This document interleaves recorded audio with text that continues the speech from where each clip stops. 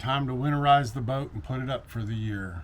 Always store your lower unit all the way down so that your bellows don't take up memory. You see these boats all year being stored with the lower unit up, and that's a problem. First thing we're going to do in this process of winterizing is we're going to pull and drain the oil out of the boat. We need to undo this so we can drain the oil. Then we're going to pull the propeller and grease it with lithium grease. I have not done that in years. With a 15 millimeter wrench, we're going to loosen this up so we can drain the oil.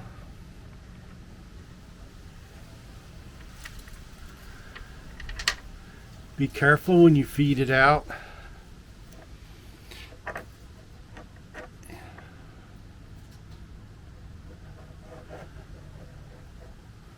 We're now going to unhook this snap clip, just like what you use on fishing line. So next you want to get a 5/8 wrench, and we need to use the box end, the closed end, because this is made of brass, and if we strip this out, the only way to replace this hose is to replace the oil pan on the bottom of the engine. So unless you're a contortionist, the only way you're going to replace this is to pull the engine. So you need to be careful.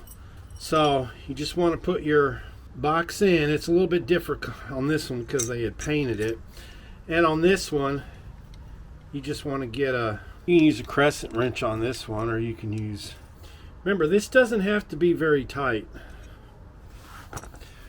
All right, now we need to go get us a jug. So we just want to slowly, like I said guys, it's not very tight, and you will notice that the oil does not come out of here very fast. This is an overnight thing.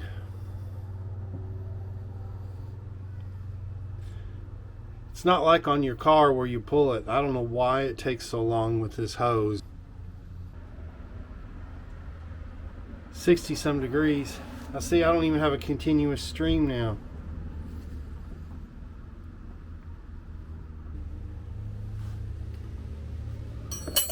So after about 10 minutes, it'll start coming out a little bit better. So this isn't a 10-minute oil change. And what we're going to do is we're going to let this thing drain overnight. Prop it up like that. And then tomorrow we will crank the boat up and down several times, and you'll see when the oil you think you got it all, when you crank it up, oil in the bottom of the oil pan at one corner, and when you crank it up and down, you'll move that oil back and forth and let it get it all out of there. Okay guys, it's been about 45 minutes and we got 3/4 of a quart of oil. That's all that's drained out in this amount of time. Now this is 20W40 motor oil, Mercruiser.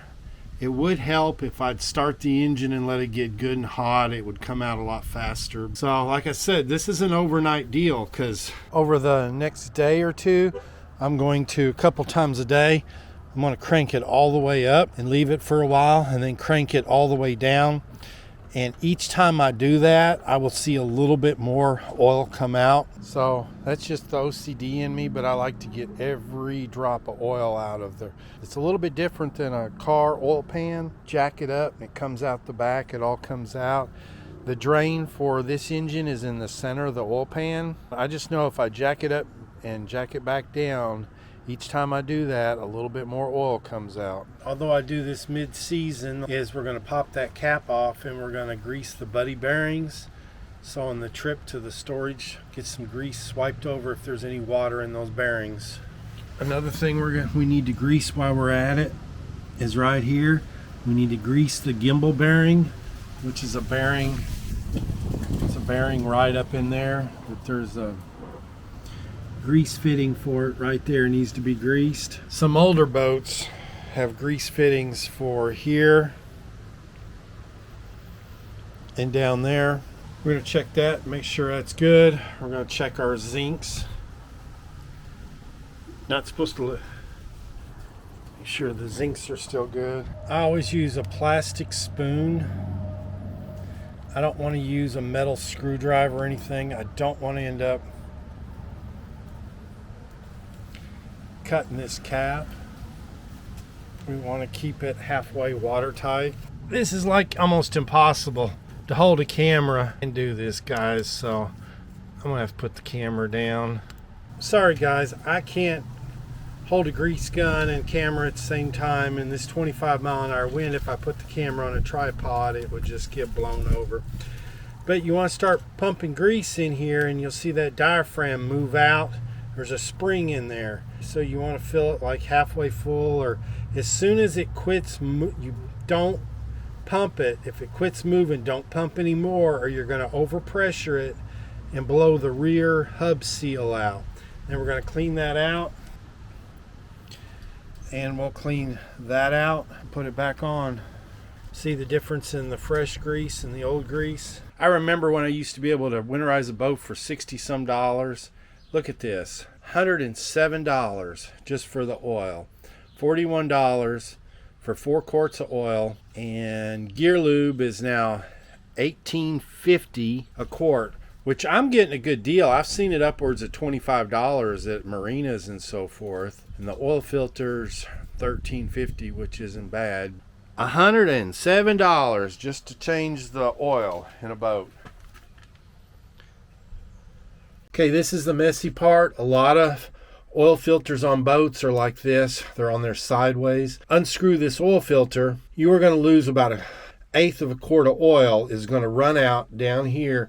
It's going to end up running here, and there's a hole down here, and it's going to end up down on the bilge, which we don't want to clean up that mess. So what I do is I'm going to hold a cup under there and catch it as it's coming out of that hole, and then have a paper towel laying right in here to try and catch it before it gets down to the bilge, because I can't hardly, the only way I can get down in that bilge is to take a broomstick and tape a paper towel to the broomstick, try and wipe it up, but you still have that oily residue. So I try and catch it as much as I can so I don't have to clean up afterwards.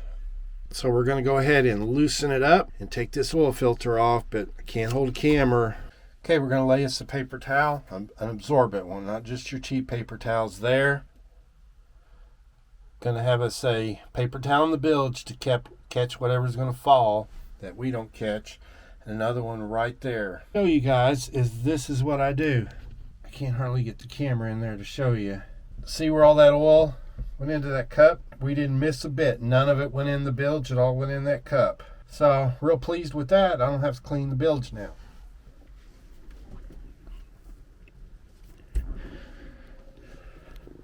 So that's how much oil would have went into the bilge. All right, something I always do is I'm going to fill this halfway up with oil, but not enough that it's going to spill when I put it in. So just enough that it's going to absorb and wet the media really good, so we're not dry starting it, so it's got a little bit of oil.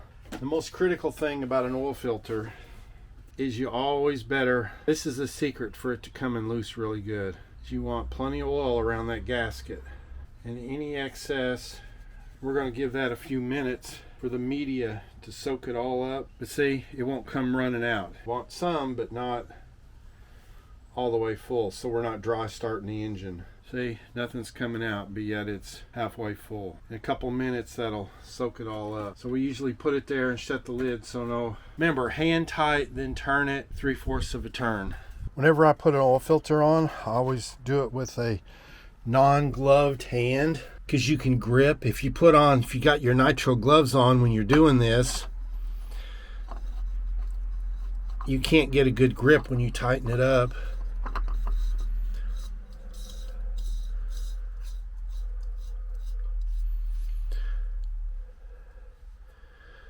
So you want to have it match up with the, and then you,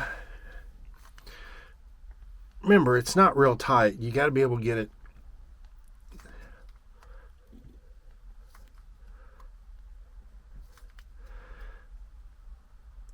And I probably always over tighten them, but we do have one little drop of oil, one tiny drop of oil landed on that paper towel, but see how easy the cleanup's going to be? You guys see that hose on the bilge right there? That's where the oil drains out of. Part of the reason it doesn't dry, I need to take and pull that hose out more so it'll drain a little tiny bit better there. See that? There is a note in my toolbox that I keep. And this is everything you need to winterize this boat. You need a 5/8 line wrench, a 3/8 ratchet wrench, 7/16 socket on a swivel with an extension, and then a ratchet, 11mm wrench, and a 7/16 ratchet wrench. You'll see it takes a minute for the oil pressure to come up because there was none in the filter. So we want to start her up and get her up to operating temperature. So you'll hear the hiss of the TKS. There's not a choke. We're going to give it a little bit of throttle to level it out.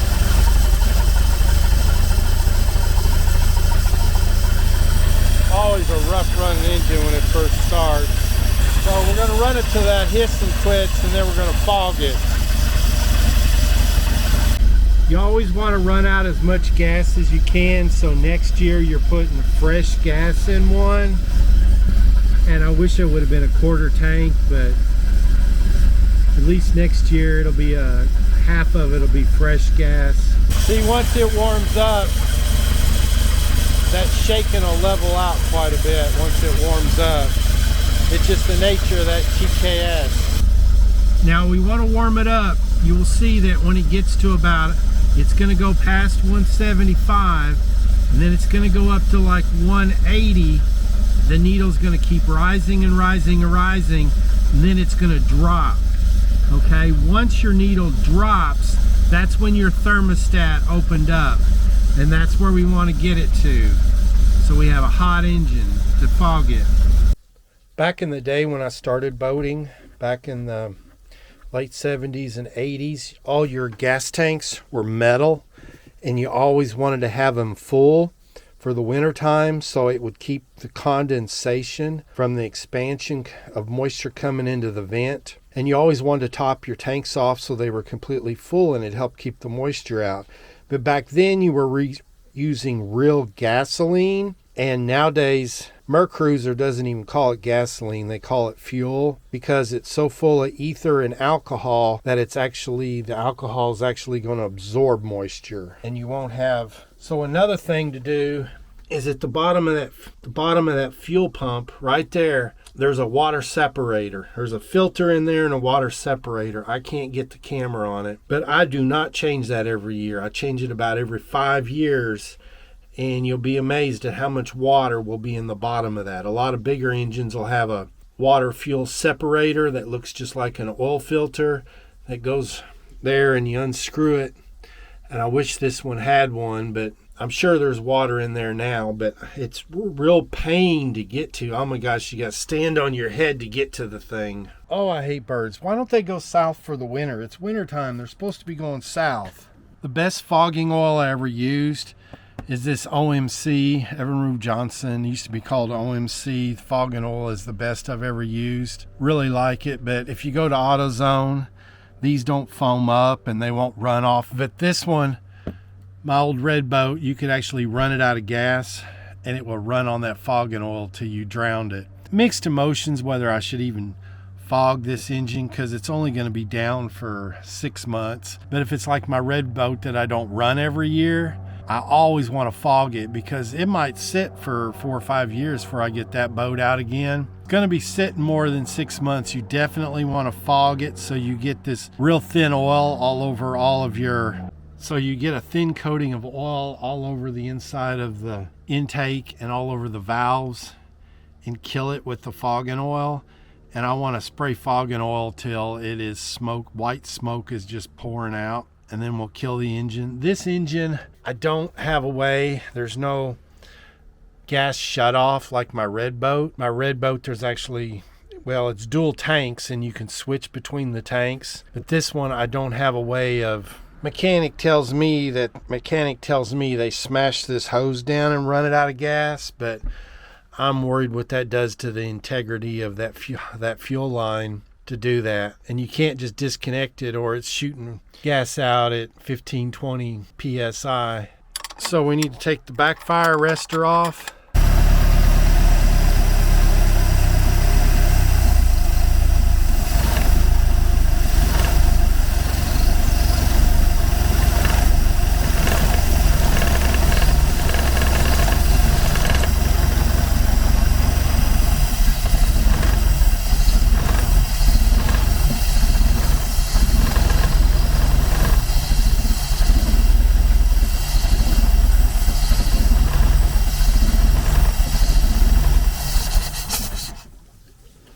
All right, we're done fogging it. Okay, the next step, now that we want the engine warm when we do this, we're going to drain the water. There's two hoses.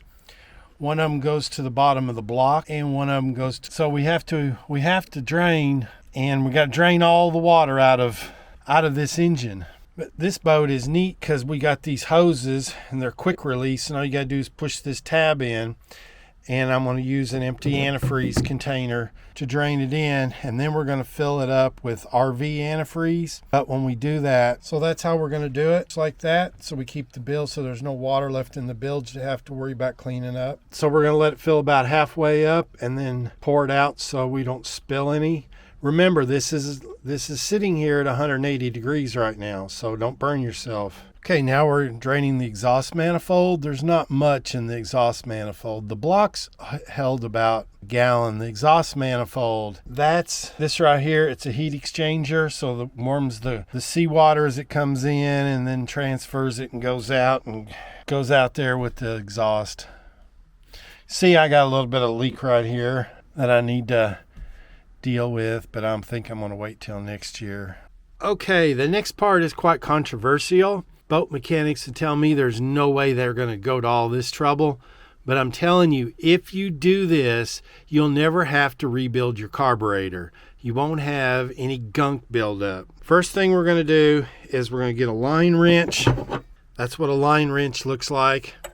And we're going to put it here, and we're going to back it up with a crescent wrench, or if I find a wrench big enough, but we got to break this right here, and we're going to catch any fuel that drains out. Then we're going to take the electronics to the TKS loose there, and we got 4 bolts holding this carburetor down and one little 3/8 holding this linkage down. And when we do that, we can pull this carburetor, we can pull it off, and we can turn it upside down, and we'll drain all the gas out of it and work the accelerator pump. There won't be any gas left to evaporate and leave a varnish behind.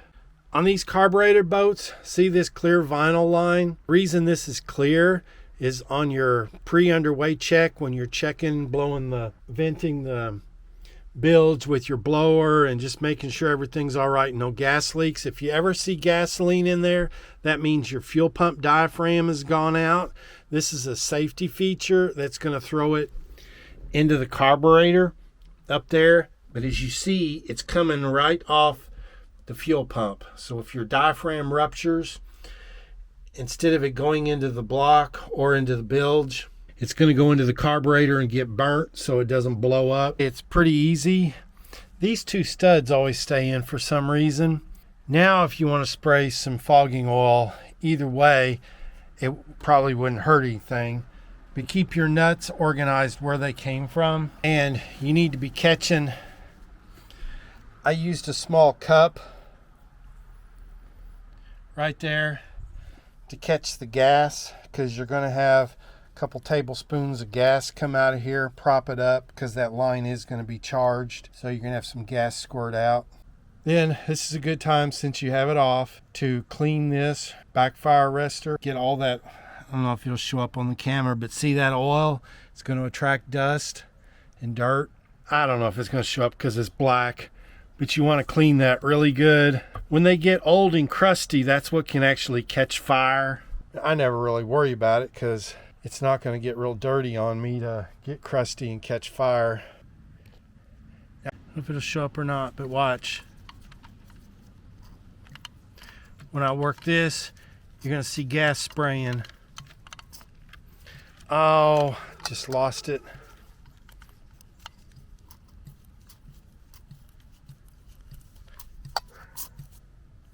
See that? There's a plunger right here and a cylinder, and at the bottom there's an opening. The gas from the bowl gets in there. That's one of the main things we want to keep working that till it's clear.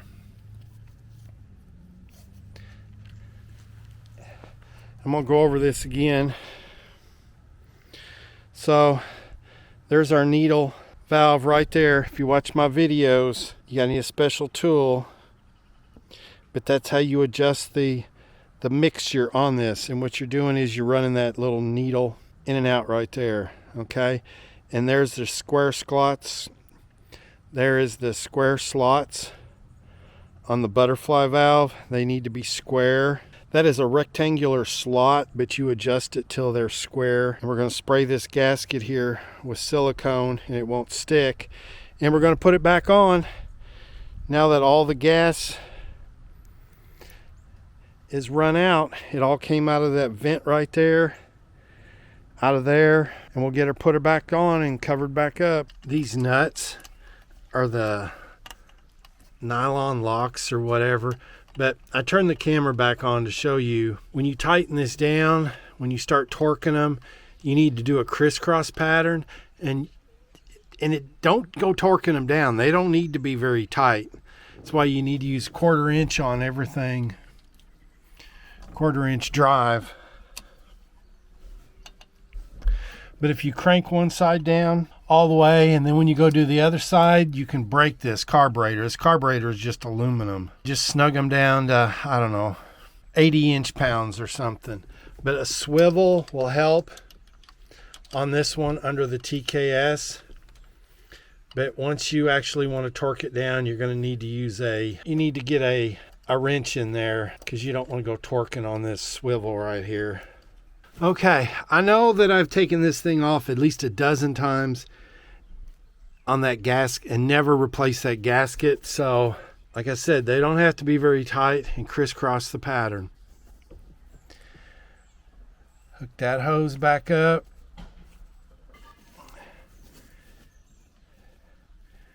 Put your linkage back on here. This is a good time to put some silicone grease on that.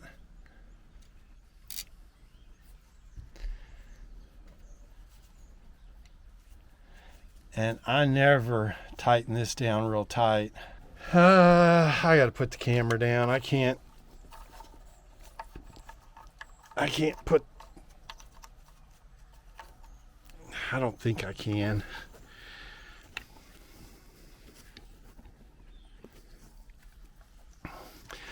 I gotta put the camera down. I can't do this one-handed, but you guys get the picture. And we're just gonna reattach the fuel line there.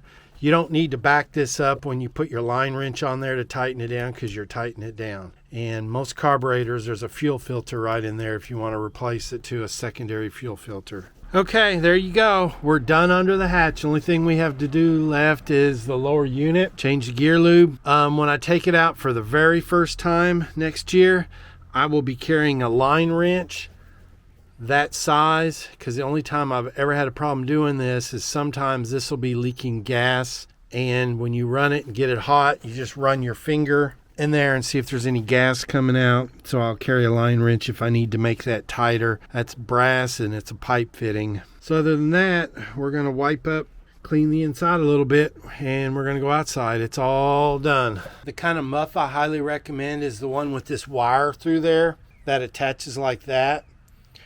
You never have to worry about it. Like, I'm running it and I'm on the inside of the boat, and I don't have to worry about some of those spring-loaded ones. I've heard stories where the hose came off while it was running and they fry their engine. But with that, you never have to worry about it. Okay, guys, for the last part, we're going to raise the lower unit up.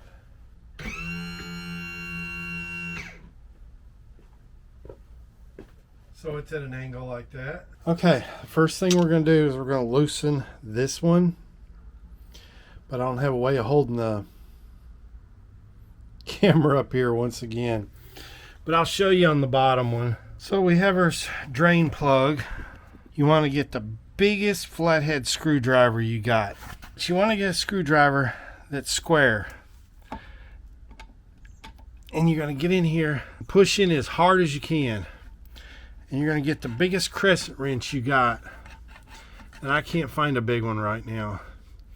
But by doing this, I can put a tremendous amount of torque on it without having to try and turn it by hand. And you want to try and keep from trying to booger this thing up. I used to put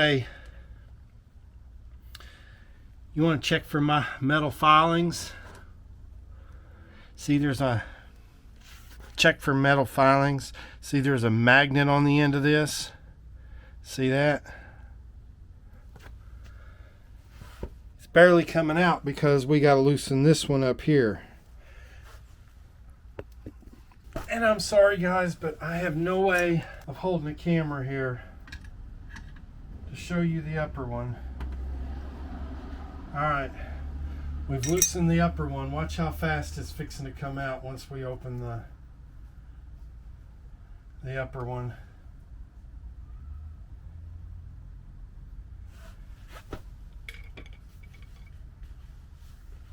You want to check for a murkiness. Make sure you're not having water in the lower unit oil. I don't want to mess to clean up, but you'll see it'll start pumping out right here. It'll start pumping out. See that pulsation? I'm going to put my finger over it. This is what's draining out of the reservoir.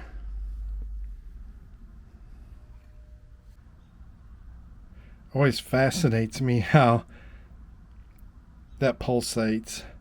But see, it's going to have gear lube running all over, and I'm going to have to wipe all that off, but I can't sit here and hold that. You're going to take a curved pick to pull that out. Make sure you replace that. We're going to let it sit here, and there you go. We're going to let it sit here and drain. I know on my OMCs they always said to crank it up like this, drain at an angle, so any water that might have possibly been right here is going to drain down. Of course, when you fill this, it needs to be totally up and down. When you go to put the fluids back in it, it takes 2 quarts. Now, as you can see, the reservoir is now empty. It's no longer pumping, pulsating rather. So now we can wipe this clean and get that gasket out of there. Make sure you don't have 2 gaskets. We're going to let this drain. This is 90 weight gear oil, so it's not going to be fast. And we're going to let it drain until it doesn't come out anymore. And then I'm going to let it put the plugs back in it and let it sit overnight. And then I'll pull the plugs out tomorrow, and you'll see you're still going to get a bunch more out before we fill it back up for the winter. So I don't know if I will show filling this lower unit back up or not. It's in some of my older videos. But see, by having this tilted up like this, if there was some water right here in the bottom here, right here, it's going to drain out to there. When you fill it, it needs to be completely down. As you can see, it's been 30 minutes and it's not halfway drained through. Draining good.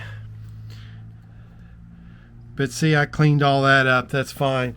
But you want to pull that washer out with a hook-shaped pick like that right there. I use 2 screwdrivers because this one's got a knurled edge when I go to put it back on, but to take it off I want that square and the crescent wrench. So make sure you put these washers back on and clean your magnet off real good. Get any filings. Once it breaks in, there should be no filings. If there is filings, what's happening when you're putting that thing in gear, if you ever hear the gears grind, you're grinding away metal, and that's what's on that magnet. When you put your boat in gear, you need to drive the thing. Don't drive it like your grandmother and barely slide the thing in gear. When you put your throttle forward, you need a positive engagement so it just goes right in gear. You don't want to sit there and you hear that grinding noise. That's your gears grinding away, and that's what's going to be on that magnet.